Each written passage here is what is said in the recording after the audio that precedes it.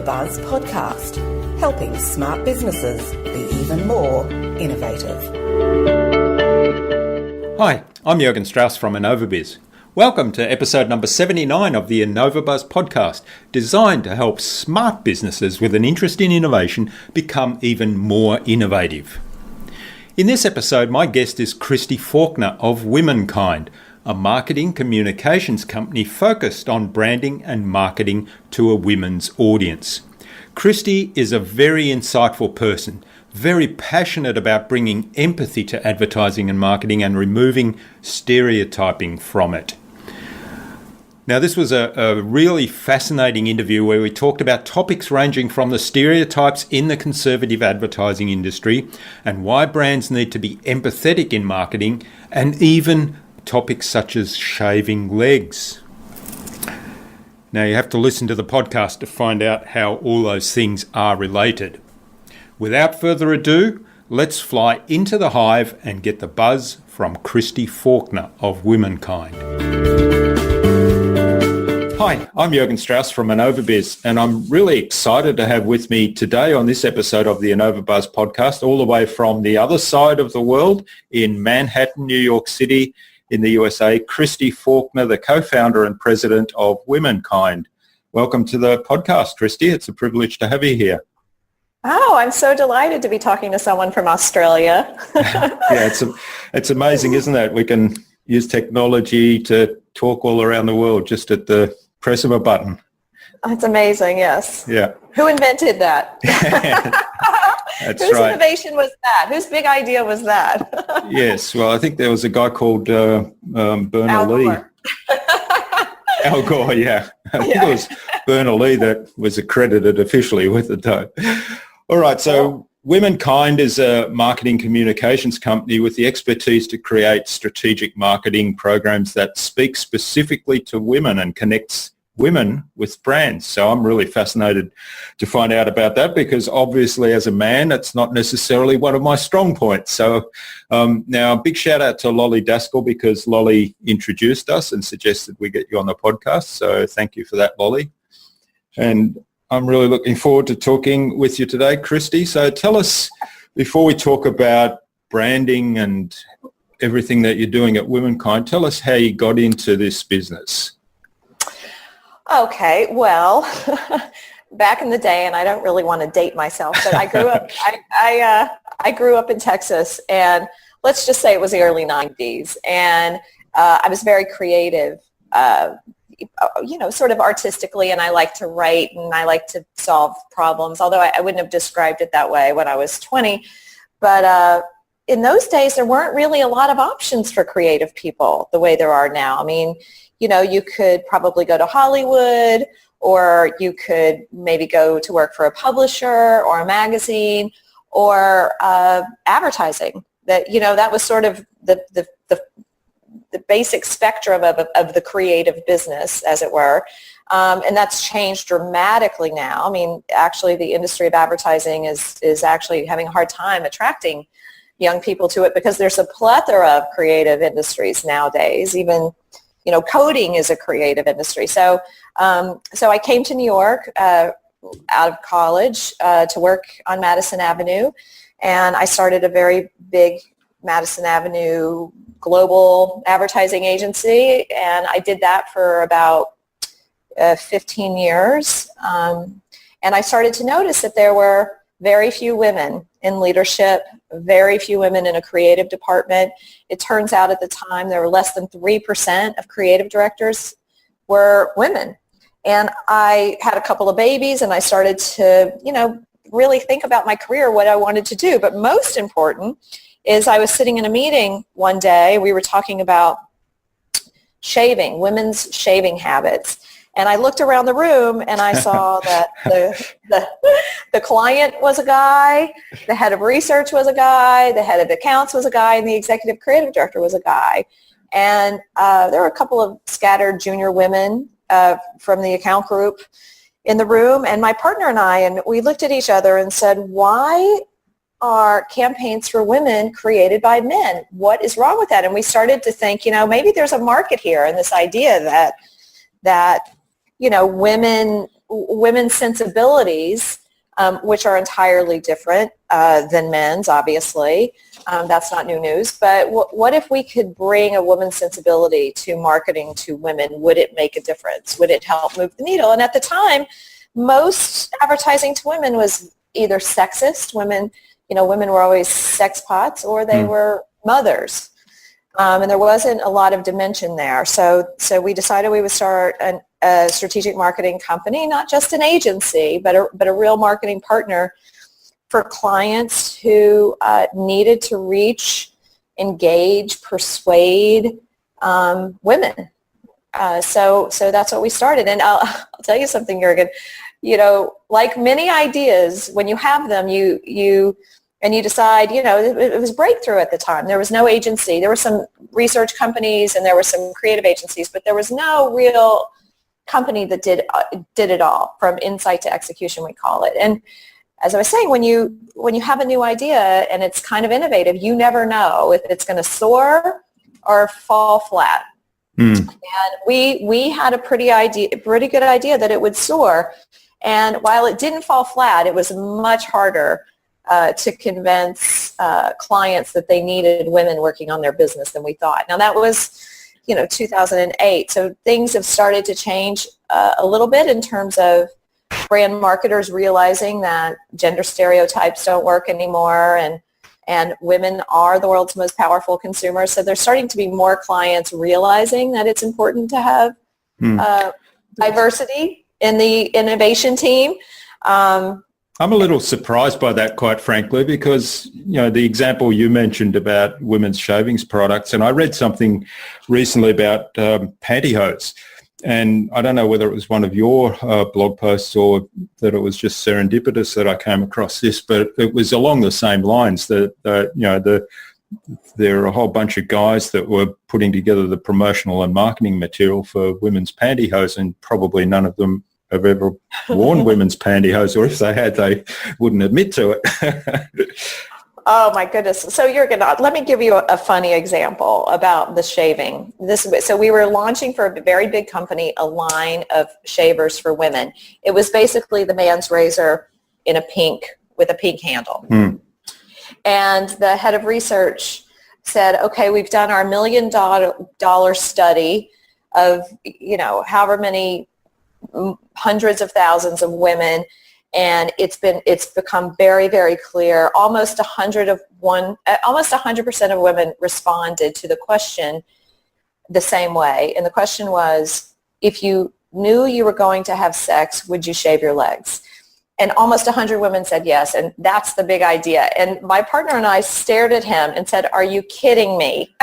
And they were, all the guys in the room were, well, of course, that's why women shave their legs, because they know they're going to have sex. We're like, oh my goodness, that is not why women shave their legs. But it was like, you take a factoid and you put it through the filter of a guy who's never shaved his legs, probably. And something different comes out than women's own experience and women's own intuition. So well, I mean, again, I am a little surprised by this, and I'll tell you why. I mean, I shave my legs, but I do it for a different reason, and it's not about sex. I'm a cyclist. We need you on the account. Yeah, well, I'm a cyclist, so I shave my legs, and I do use men's razors, although I have borrowed my wife's and got into trouble for doing so.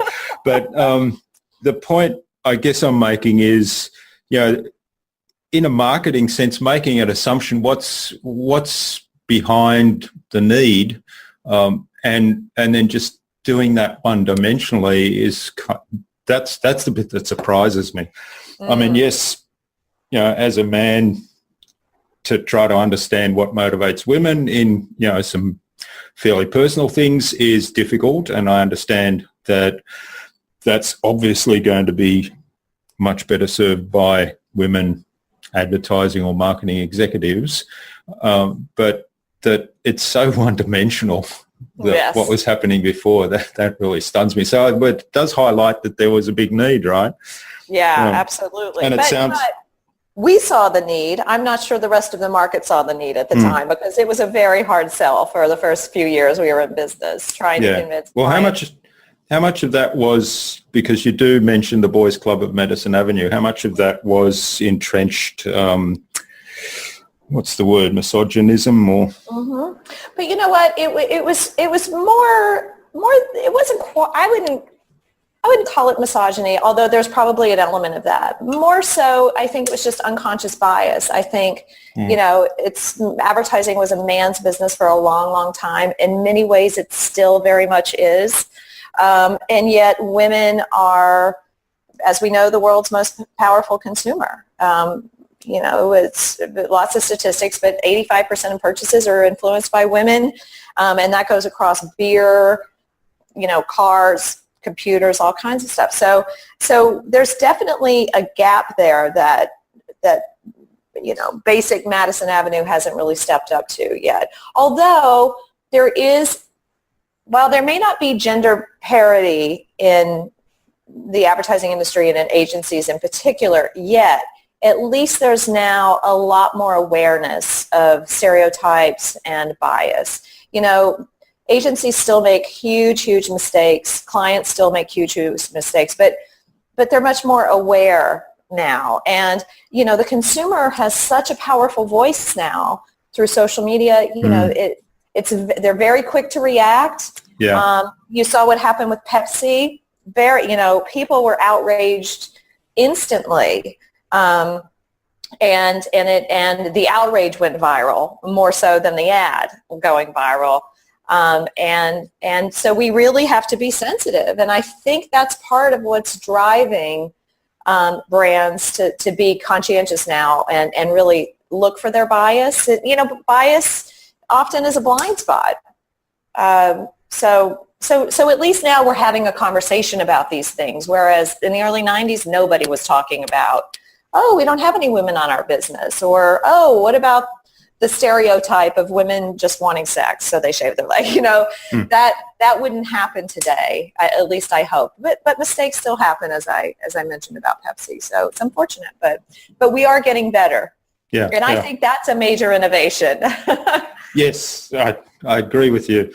I guess it comes back to, I'm doing some work with Seth Godin through one of his mastermind groups at the moment, and he really hammers home the point about empathy and marketing. Being empathetic, getting into the mind and the shoes and whatever you'd like of the client, but not in the kind of, what is it, the classic textbook way that people tell you've got to get into the mind of the client, but really empathetic and to the level of what does the client believe that I don't believe? And why do they believe that? And where does that come from? So that, I think that's where the power is in that kind of empathy.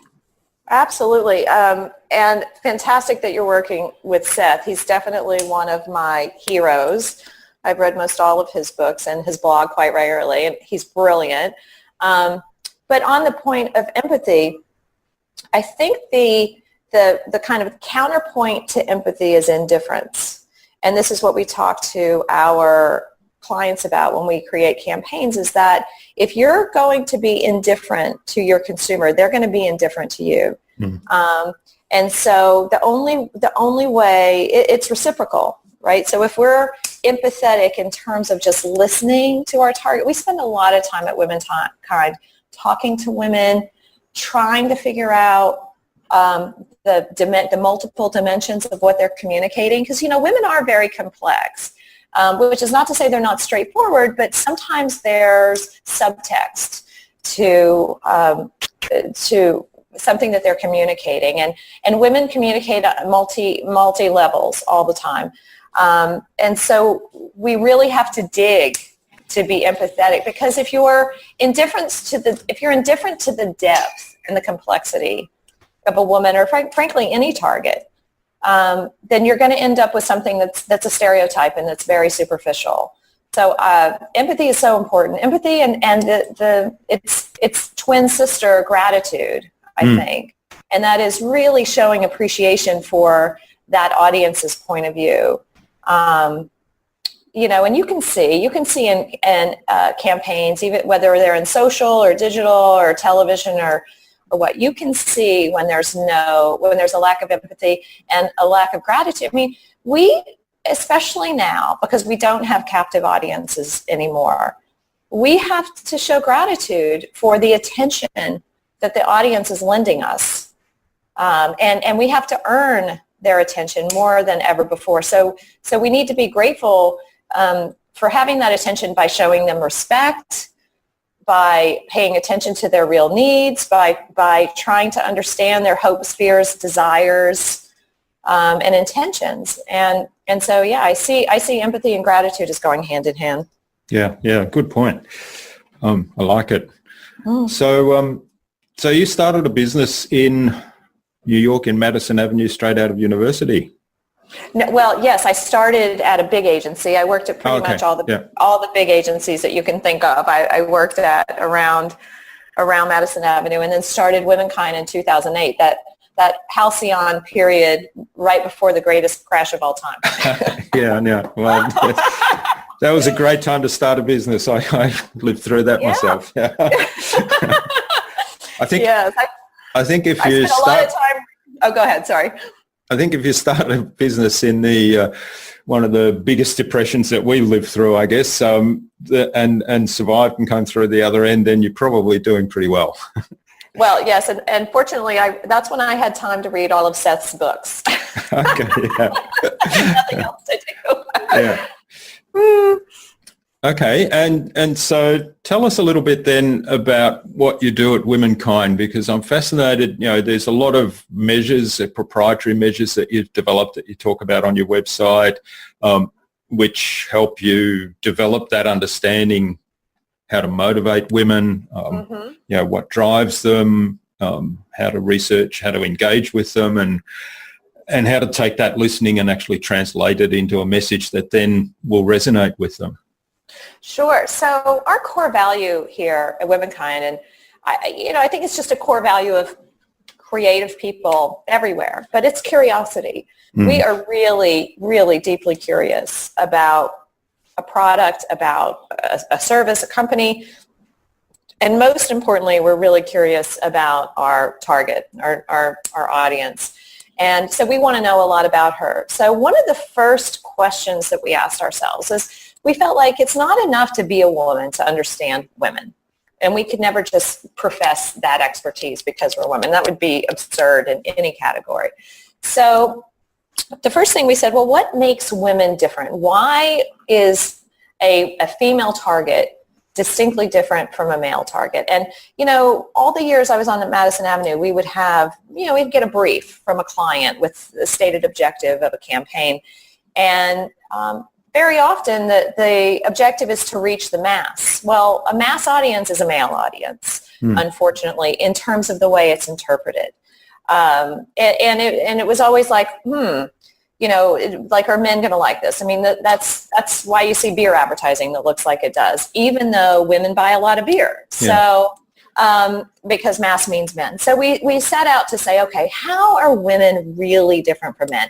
And the first thing we did was we researched very thoroughly all the extant data points that go from Darwin. We started with Darwin all the way up to men are from Mars, women are from Venus. I mean, literally everything we could that talked about the differences between men and women. And it's a study we call Womentuition. And it basically distinguishes everything. We looked at politics and brain chemistry and human sexuality and hormones. I mean, everything. And this study, it's actually a very cool 2-hour presentation. If you're ever in New York, stop by and I'll show it to you.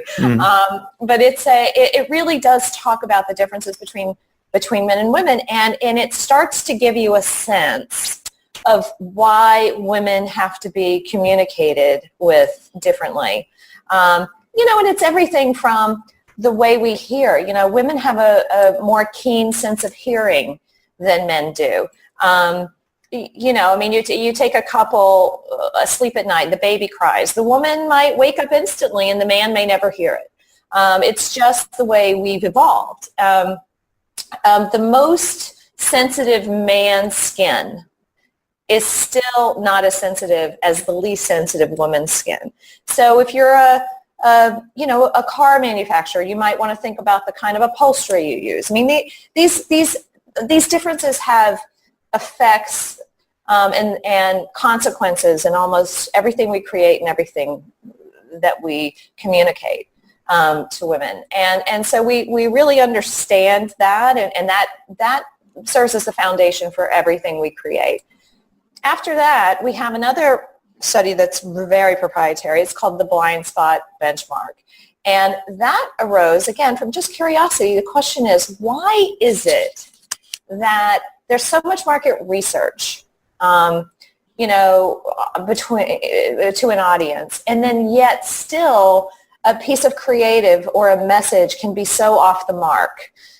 So what's the blind spot here? What is it that ordinary research misses in communicating with an audience? And what we realized is that there are very big blind spots in certain brands because they don't look for the way women want to relate or have a relationship with the brand.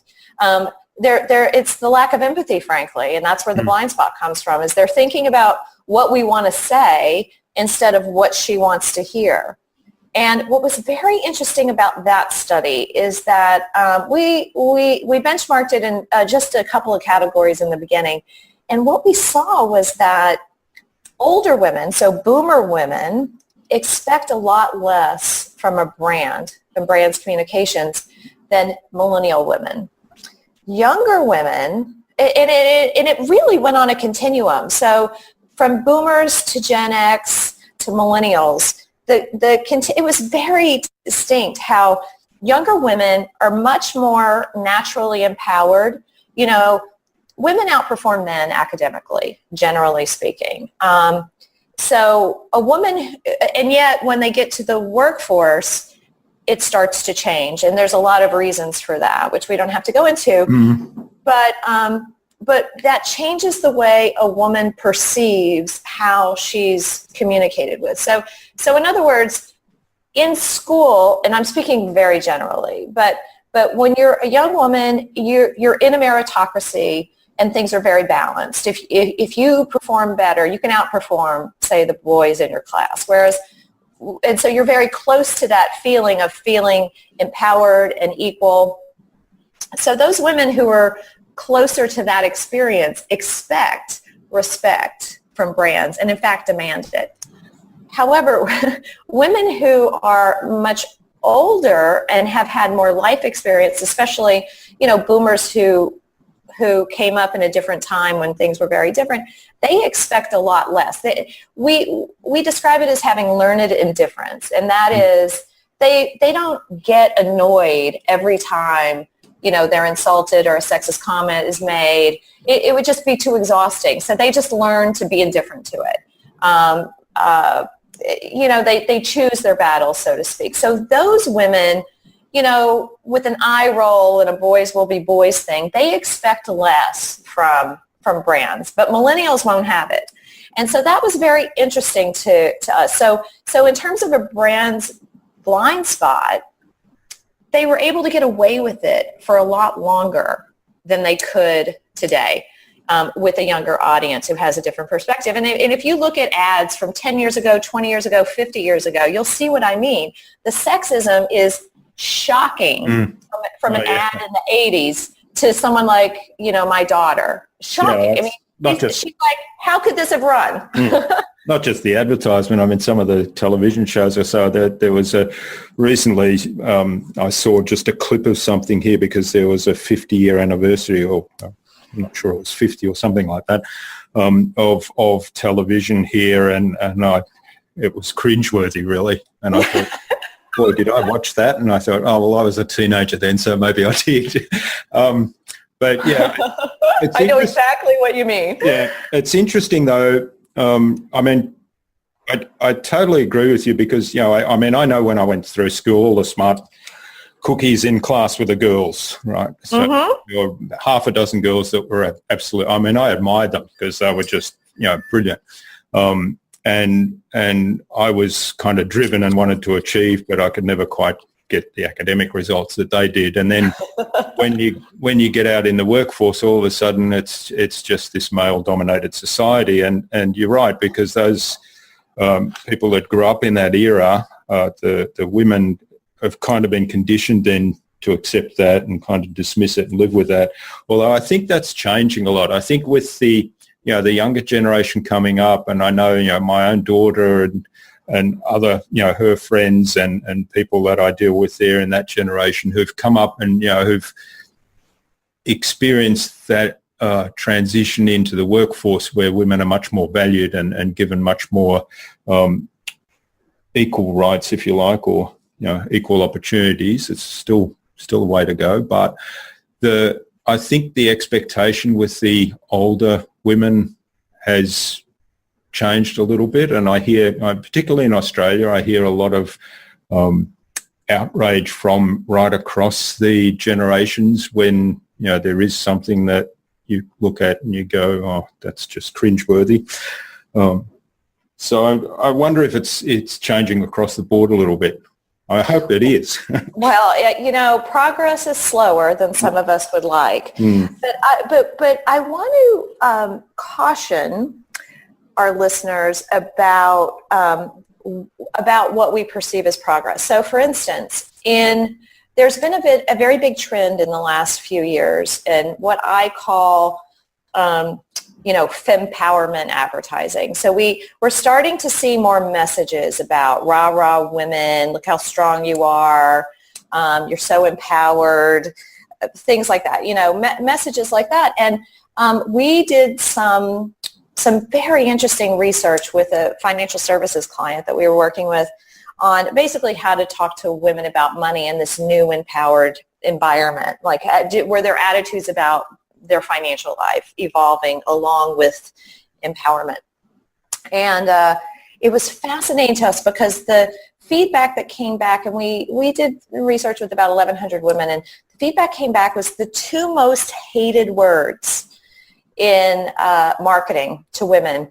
The first is empowerment. And women said, you know what, you don't empower me. Your lipstick doesn't empower me. I am empowered. Yeah. I empower myself. And so the fact that you, brand, tell me that you can empower me suggests that you're superior to me. And I don't need your empowerment. Thank you very much. The second word is confidence. And again, your shampoo doesn't give me confidence. Your lipstick doesn't give me confidence. I give me confidence. Confidence comes from within. So again, while women aren't, picketing, against these campaigns or getting too riled up, they're just annoyed. They're just annoyed because it perpetuates the stereotype that we need to be empowered and that we are somehow not confident. And also, if you look at men's advertising, you never see the word empowerment with men. We never talk about how, this this shampoo empowers you guys, this toilet paper empowers you. Yeah.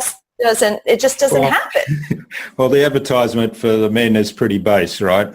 Use this shampoo, you get the girl, right? Exactly. Which is pretty sexist, and I have to tell you, I'm kind of offended like that as well, because I guess I react the same way. I feel, okay, if there's a girl I like, I'm happily married, by the way, so this is a hypothetical. If there's a girl I like and, she likes me and we get on and there's a relationship, I don't need a shampoo or something as a crutch to make that work, right? It's up to me and it's up to the other person. And you make a very good point, because stereotypes offend everybody, and should offend everybody. And it's very difficult. It's a real challenge. And we talk about innovation here. It's a real challenge for brand marketers and creative people to not resort to stereotypes. I mean, that was what part of the big stink was about the Pepsi debacle last month, is that it was crawling with stereotypes that certain creators of that work didn't even see. So again, it goes back to empathy. Let's be empathetic. Do I really want to convince you that your shampoo is going to help you get the girl? Yeah. That's not an empathetic message at all. It isn't, no. And it's still, you still see a lot of that. I mean, you look at car advertisements today, it's still, the expensive cars, they're still doing the philosophy, you're not after a quality machine that drives fast and is comfortable or something, you're after status and you're after the girl. It's a ridiculous stereotype. How many times do you see a woman driving a car? Have you ever, exactly. Have you ever seen a woman driving a car and the man in the passenger seat? Once or twice, yeah. Well, then you're much more evolved in Australia than we are here. It doesn't happen. Well, in the advertising. Yes, in the advertising. Right. Not Sorry. in real life. Sorry. In real life, it happens all the time, right? Well, but not in ads. I think in real life, you'd probably be looking at some statistics that were fairly balanced, I would imagine.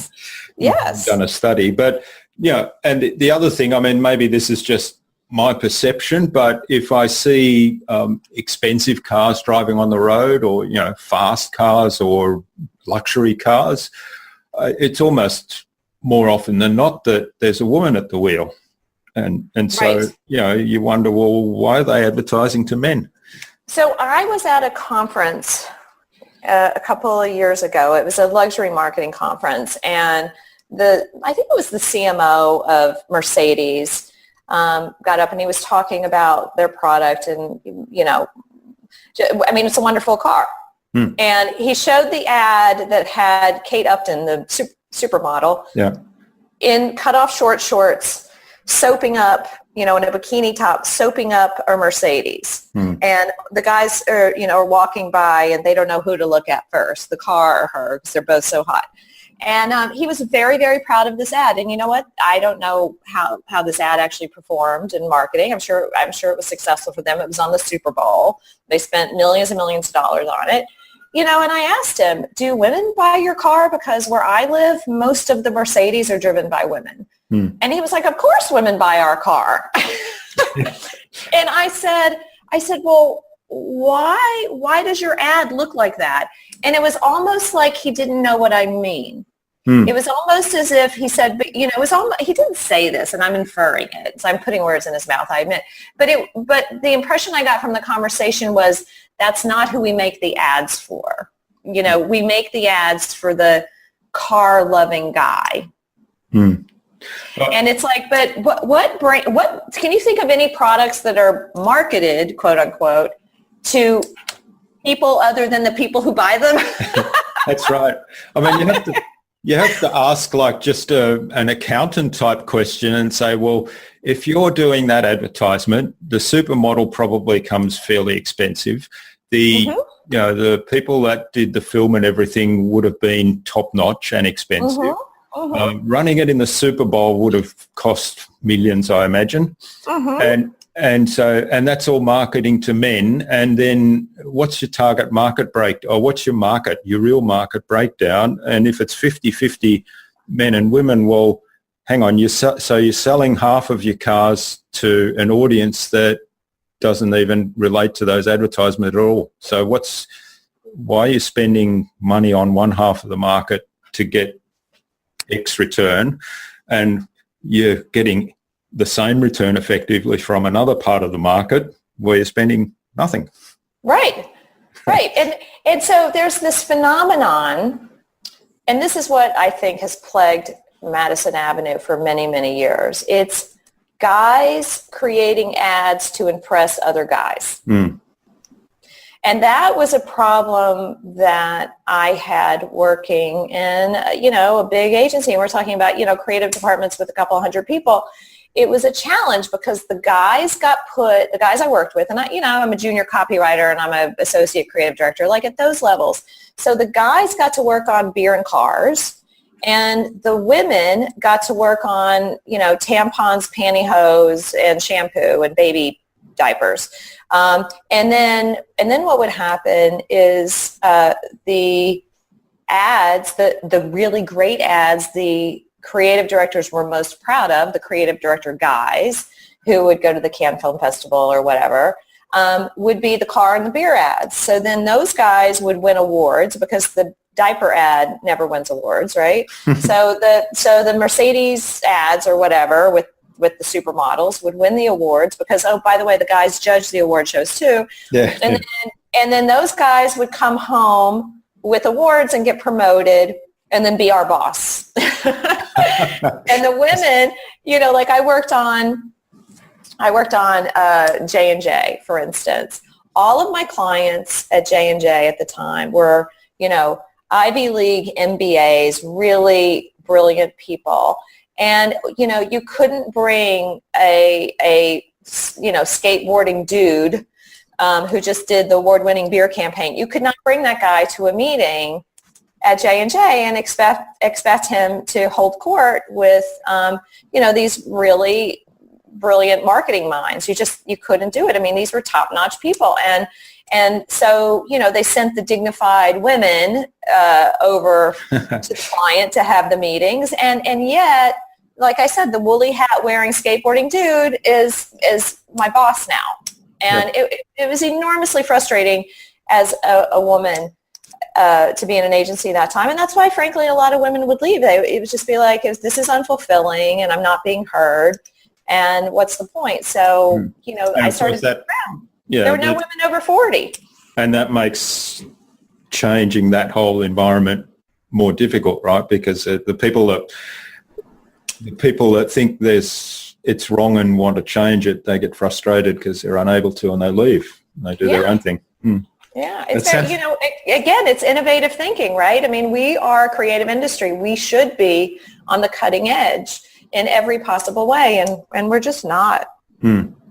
I mean, it sounds like the primary driver in that part of the industry was winning film awards that were judged by people that were looking for that kind of rubbish.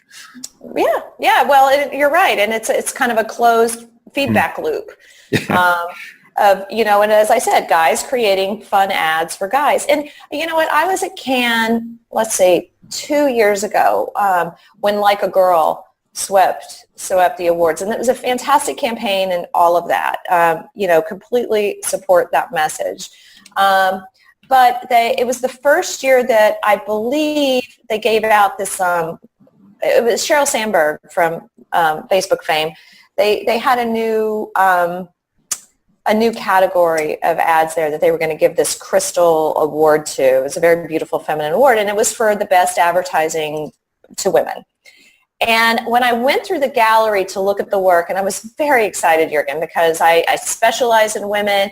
I wanted to see what was being, it's a major showcase of ads from around the world, campaigns, all different kinds of campaigns, not just ads. But I was very excited to be inspired by what marketing to women was going to accomplish around the world. And when I got to the gallery to see the work, I was so stunned that virtually every ad in the category was a public service announcement.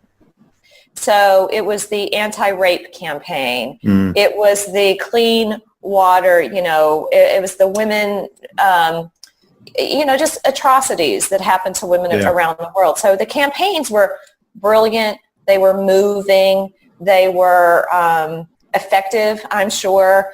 But yet none of them, as I recall, were for a commercial product to sell stuff. It was activism. And I thought, to myself, there's something really ironic about the power of women as activists. And when you have an important issue, you have to tap into women. There's all these studies that in Africa, women, when you give $1 to a woman in Africa and she feeds her family, and you give $1 to a man, that may not happen, let's just say. And there's a lot of studies around that, which is why a lot of microfinancing is directed to women and whatever. So my point is that there's a lot of seriousness. When you have a serious issue, you turn to women to help resolve it. But when you're selling Mercedes, all of a sudden women aren't who you want to be talking to. And I still am stunned by that kind of sexism, frankly. Yeah, all right. Was that a downer? I'm sorry to be a downer. No, not at all. I'm just thinking, we could talk about this, go on and talk about this for a long time, because it's really fascinating. And I think it's a good point that, I wonder with all the films that you saw, the vast majority being activism.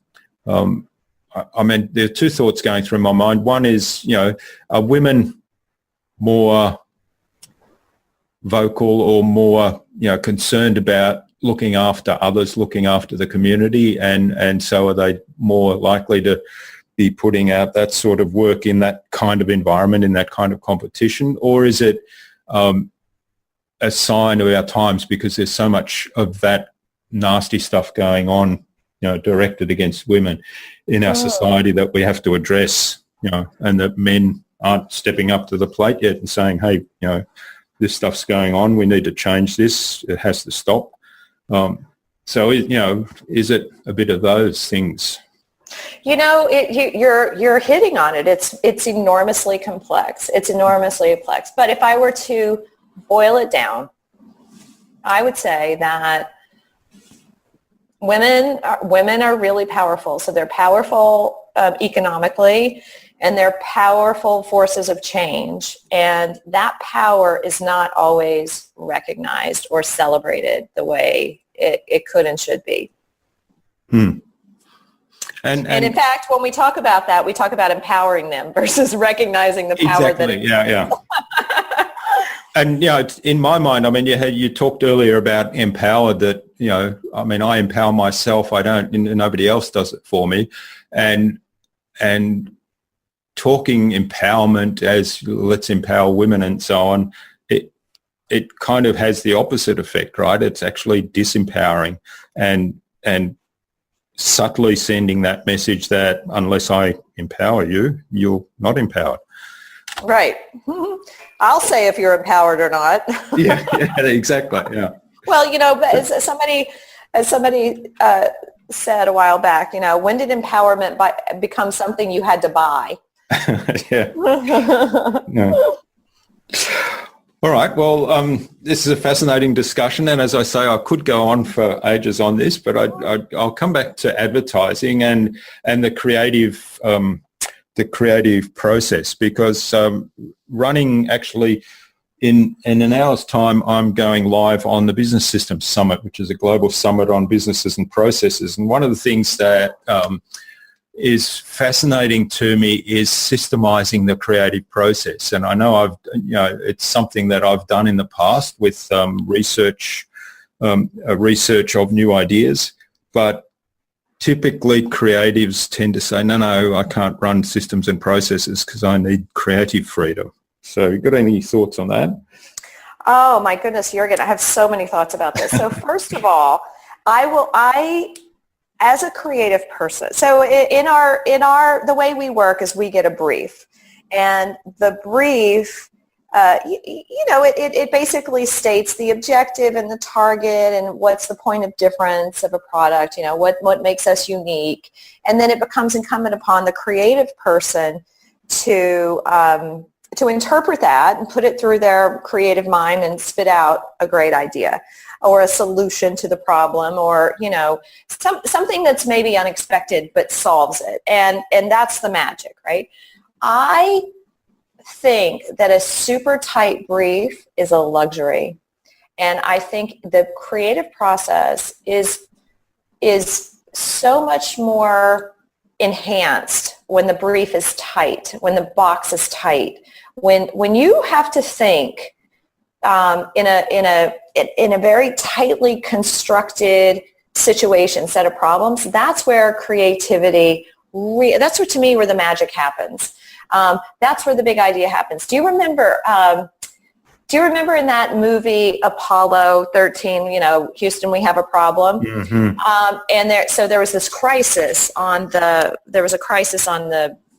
spacecraft, and they back at NASA, somebody brings in a bag of various parts and tools and stuff and dumps it on the table, and they say, these are all the things we have on the ship that can solve this problem. How are we going to solve it? Yeah.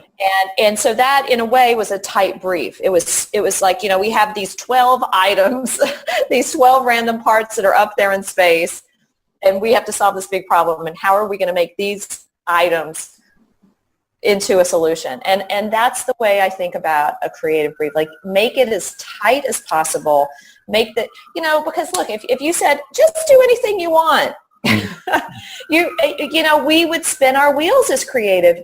And furthermore, it's the tighter you are. First of all, let me back up and say, I think a problem well stated is partially solved. And I think most often, if you spend your creativity trying to state what the problem is, it leads you to a greater solution. So if you can be very tight about that, I just think that the possibility of answering the problem and also having a litmus test, so to speak, or a standard by which you judge the solution to the problem comes from defining the problem really well. So I'm all for process and limitations. Throw them at me. I love that. Yeah, I love what you said there about spending a large chunk of your creative energy on defining the problem. And I remember when we first trialed this, and this is back in my corporate days, this process for a research process, and we had a test project that had a deadline of 3 months, and we spent the first 6 weeks defining the problem and the issue. And people were saying, "Oh, we need to get to work." Was what I kept hearing. We need to get to work because time is running out. We've got 6 weeks there already. We're probably 3 weeks in. I was hearing we need to get to work. We've almost done a month, and there's only 3 months to do this. And I said, well, until we know what we're doing, there's no point in getting to work, as you call it, because we are working on defining the problem. So yeah, I love it. It's so true. Very often I have clients come and they say, we say, what's your challenge? And they'll say something like, well, we need to sell more product. The problem is we're not selling enough product. Well, that's not the problem, probably. Yeah.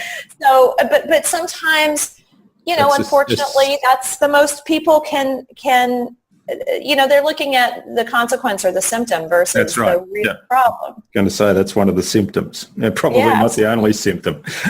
Right. And we always say here, measure twice, cut once. Yeah. Yeah, that's a great saying. Mm-hmm. Mm-hmm. All right. Well, what do you think is the biggest trap innovators or creatives encounter when they're endeavouring to sell their new ideas?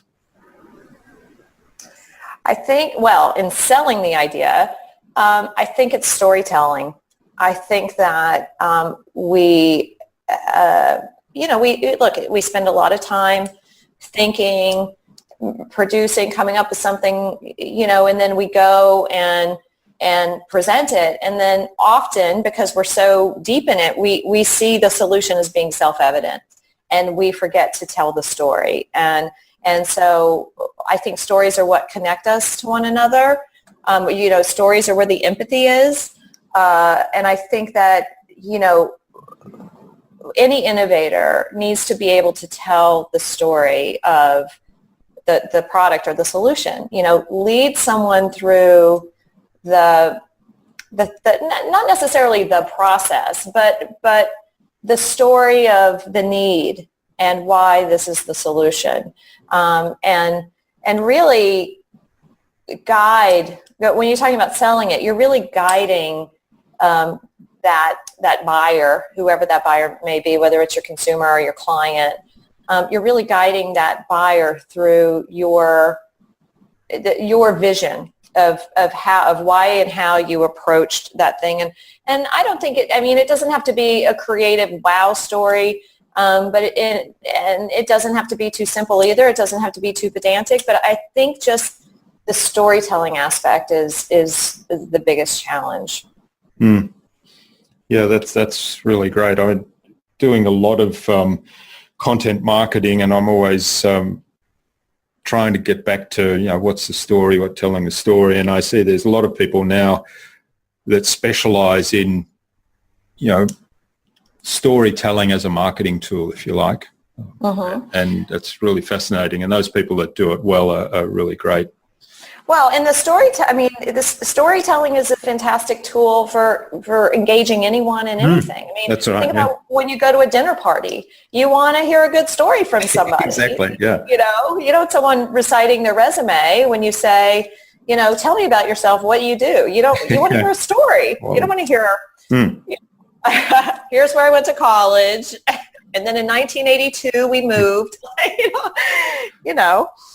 That's right. Yeah.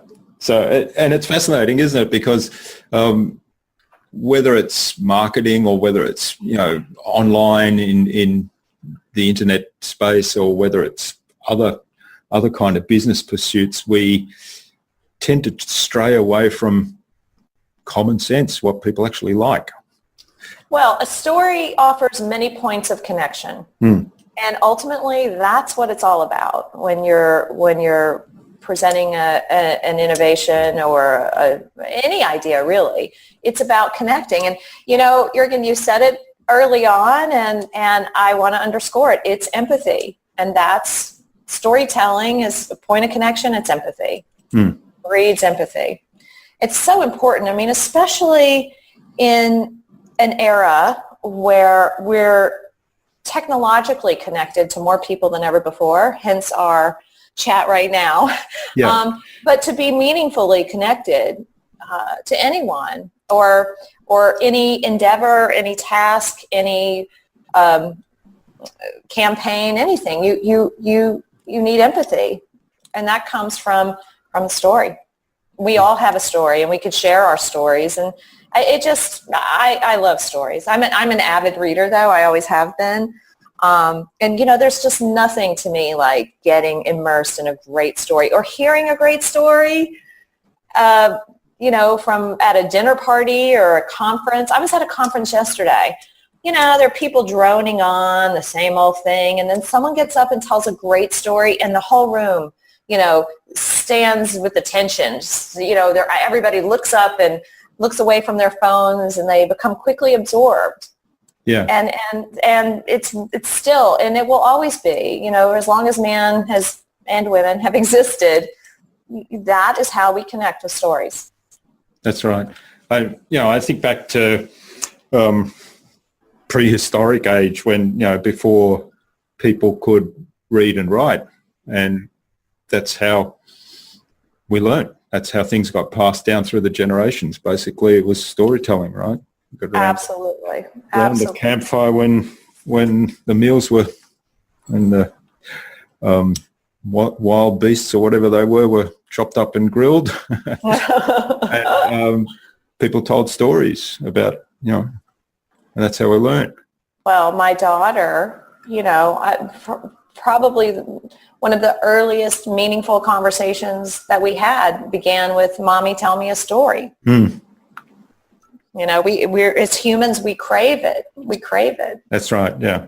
It was same with our kids. I guess that, the very early days when the challenge was to get them to sleep in bed when they were still not even walking, it was, okay, we'll read a story, and that did the trick. Yeah, absolutely. Absolutely. All right, this has been absolutely fascinating, Kristi. I really appreciate the time. I think we should move on to the Buzz, which is our innovation round, and it's designed to help our audience, who are primarily innovators and leaders in their field, with some tips from your experience. So I've got 5 questions that hopefully you'll give us some really insightful answers to. I'm sure you will, and inspire everyone to go and do something awesome. Okay. I'm ready. Okay, good. So what's the number one thing anyone needs to do to be more innovative? Listen. Yeah. Be curious and really listen. That's great advice. Mm-hmm. All right. What's the best thing you've done to develop new ideas? Best thing I've done is be curious and listen. Yeah. I mean, it's not what else. I think being curious, just asking questions. Why? What if? how could this be different? How could this be better? It's just, I'm really driven by curiosity in a big way. There's one of my favorite sayings, it's a bit of my mantra, and that is curiosity is the cure for boredom. There is no cure for curiosity. It's Dorothy Parker. Okay, yeah. But I think curiosity is the greatest thing anyone can cultivate to be innovative. Great advice. Just making a note of the Dorothy Parker quote. All right. So what's your favorite tool or system for improving productivity and allowing you to be more creative then? So this may sound a little wacky, but it's list making.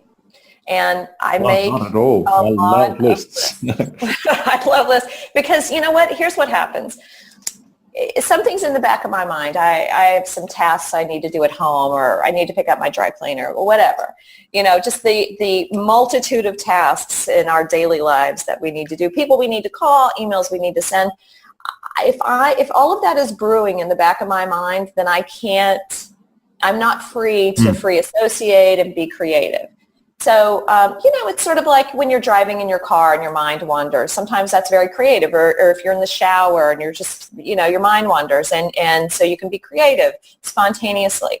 I find that if I make a list, then it liberates me from having to churn that thought over. Don't forget to pick up your dry cleaning. Don't forget to pick up your dry cleaning. Oh, you need to call your mother back. Whatever those nagging tasks are. If I put them down on paper, then I'm liberated from thinking about them, and therefore I can think about other stuff.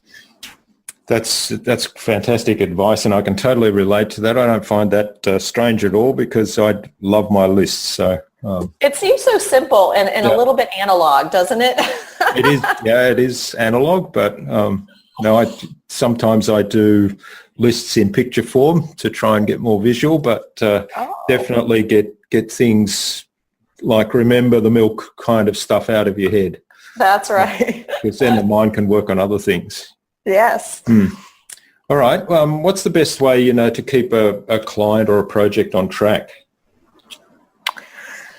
Oh, keep a project having good lists. Yeah, you know what? It's so true. Yeah.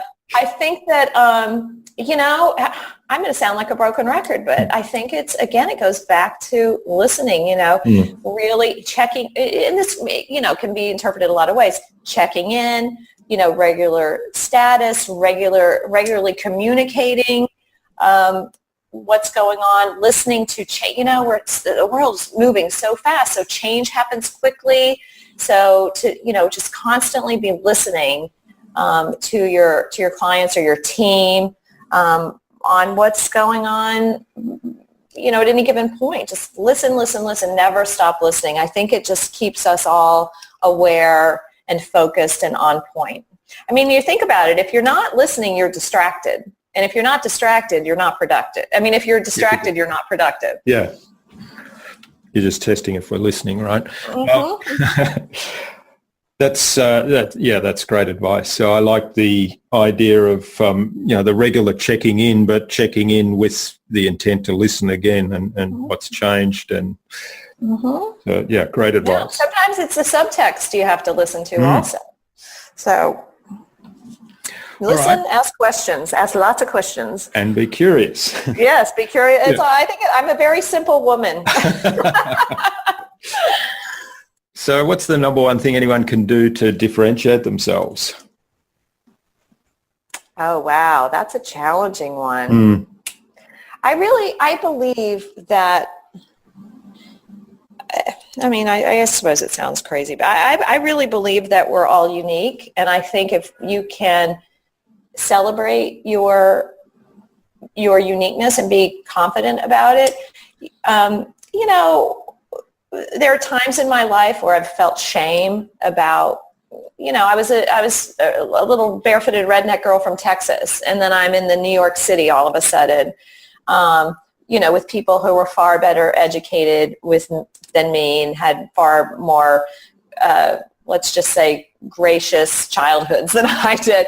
And I don't think I appreciated or celebrated my uniqueness. I had a very thick Texas accent, and I was a little self-conscious about that. So, there are different periods in my life where maybe there's and I think many people have, you feel like an imposter. You feel like you really shouldn't be there. And why is that? It's because you're not celebrating your uniqueness. So I think if you want to differentiate yourself, it's about just owning who you are and owning your experience and valuing that you have something to bring and something to contribute, and just believe in that. That's great advice. That's a great answer to that question. And I think one of the things I mentioned earlier about the mastermind course I'm doing with Seth Godin, and he kind of poo-poos the idea of the race to differentiate yourself, if you like. I'm not sure that that's reflecting it right, but he says, differentiation is, and he comes back to the idea of empathy, but it's not about, I'm the best at this, or I'm this, or trying to pretend to be something just to be different. So I think, the answer of, celebrating your own uniqueness and being confident about it, and understanding what that uniqueness can contribute then to other people, I think is a great one too. Well, try this one with Seth. It's about having empathy for yourself. And it's self-care. It's accepting yourself and who you are. And who you are is unique. It's true. We don't have to, you don't have to be, as he was saying, the best. And I understand exactly where he's going with that. But I try that with him and see what he thinks. I'd love to know. I've never had the pleasure of talking to him, so. All right. Well, I'll put that up on the discussion forums and see what happens. So what's the future for you then, and for Womenkind, the business Womenkind? Well, it's hard to change the world, and it's a much slower process than I thought. Truly the future, I hope that, clients continue to find us, and we continue to do good work and make a little bit of difference in the world. One marketing campaign at a time. I find our work to be very meaningful, even though, at the end of the day, we're just trying to sell stuff. But I really do want Womenkind to have a legacy of doing the right thing, and improving and bringing more respect to women in the marketplace. That's my goal. I hope that we accomplish it. And, it's a work in progress. We the Japanese have that philosophy of I think it's called kitsu or something, and it's just 1% improvement a day. And that's what I hope to. That's what I hope. Just 1% improvement a day. That's great. And just and I can't remember who said this, but it's something that stuck in my mind. It's if you make just a little bit of difference every day, you actually do change the world.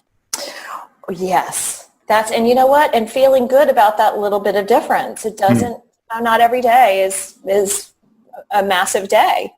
Yeah, that's right. All right.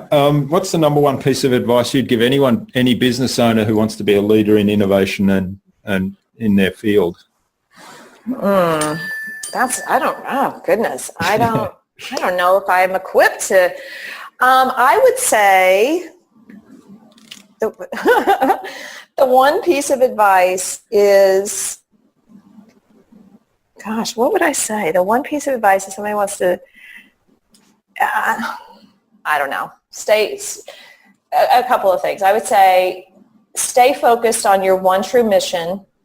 Try not to be distracted.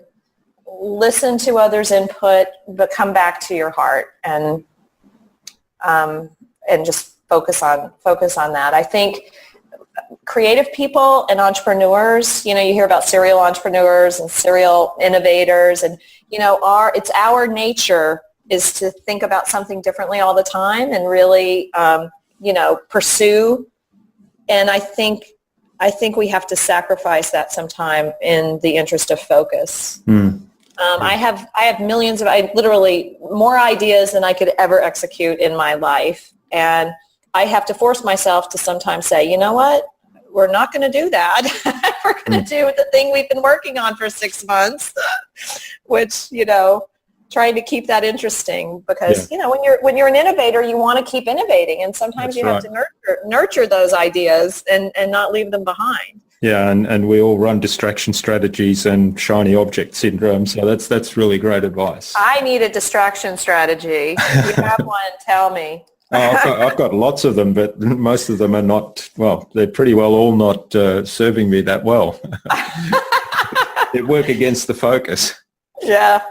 Oh, goodness. Yeah, get focused on a distraction strategy that works. Yeah. All right. Well, thank you, Kristi. This has been really fantastic. Where can people reach out and say thank you for what you've shared with us today? Oh, well, my email is Kristi, Kristi, at womenkind.net. All right. And it's women, not woman. So sometimes people make that. Yeah, you didn't make it, but sometimes misspell it, So it's Kristi at womenkind.net. Yeah, well, we'll have the link to your website and to your email in the show notes for the podcast so people can just click through, but it is women, WOMEN, kind.net. Yes. You are so delightful, Jürgen. I really enjoyed this conversation. I really did. All right. Well, before we leave, I do ask my guests at the end, who else would you like me to interview on a future InnovaBuzz podcast and why? Oh, well, since you're an Aussie gentleman, I would love to introduce you to another Aussie gentleman, but you might already know him. It's a big country, I know, but it's also a small world. Do you know Anthony Howard? I've heard of Anthony Howard, but I don't know him. Oh, well, I want to introduce you to Anthony Howard. He is the CEO Whisperer. And he's a brilliant man. And he is in, oh, goodness, I don't remember the name. It's a town. It's not far from Melbourne. But he has a beautiful book that he's written on leadership called Humanize, I think it's called. I'll get you the name, but I would love to introduce you to him. Okay, well, that'll be great. I think you guys would get on like a house on fire. Great. And Anthony, look out for an invitation from us, courtesy of Kristi Faulkner. All right. So thanks so much for sharing your time and insights with us today. This has been a fascinating discussion, Kristi. I sort of loved where this has gone. It didn't go the way I expected it to, but that's fine because I think we really explored some interesting concepts and I love the mission you're on to kind of change everybody's awareness around, stereotypes in advertising. So thanks again. I've enjoyed this immensely and I've got a whole page of notes here that I need to follow up on. I've learned a lot myself. I always love these podcasts because it feels like I'm getting a 1-hour masterclass with somebody. Well, I really appreciate the work you're doing too, Jürgen. It's wonderful. I'm going to tune in as often as I can. Great, I appreciate that. So I wish you all the best for the future of Womenkind and let's keep in touch. All right. Thank you so much, Jürgen. Bye. Bye. I hope you enjoyed hearing from Kristi as much as I did and also learnt a lot just like me. She certainly is a very inspiring person with a passion for making a change in the world of advertising and marketing and addressing blind spots that we all may have, probably do have, when it comes to relating to others. All the great ideas and tips that Kristi shared with us can be found at innovabiz.com.au/Kristi Faulkner. That is KristiFaulkner. All lowercase, all one word, innovabiz.com.au/Kristi Faulkner. So that's where you'll find her contact information for getting in touch with Kristi and also the links to the things that we spoke about in the episode. We'd love you to go to that post and leave us some comments underneath. Tell us what you got out of this episode and if there's something that you're going to do as a result. I really encourage you to share with us the changes that you might make as a result of what you've heard from Kristi, because she is a change maker, she is a driver of change, and so I'd love to hear that she's having an impact with my audience. Now, Kristi suggests that I interview Anthony Howard of the Confidia Group on a future podcast. Now, Anthony is actually in Australia, so that should be fairly easy to connect with Anthony. So, Anthony, look out for an email from us with an invitation to the InnovaBuzz podcast, courtesy of Kristi Faulkner. Thank you for listening to this episode of the InnovaBuzz podcast, and make sure you subscribe over on iTunes or Stitcher or Pocket Casts, wherever your favourite app is to consume podcasts. That way you'll never miss a future episode, and we'd love you to, particularly on iTunes, leave us a review there, because that does help us get found. It does help us share this information with a bigger audience, and also let us know how we're doing. If there's anything you'd like us to cover, questions you want us to address, or other guests that you'd like us to interview on future InnovaBuzz podcasts, please send those ideas to us and we'll see what we can do. Until next time, I'm Jürgen Strauss from InnovaBuzz. Remember, if you don't innovate, you stagnate. So think big, be adventurous, and keep innovating.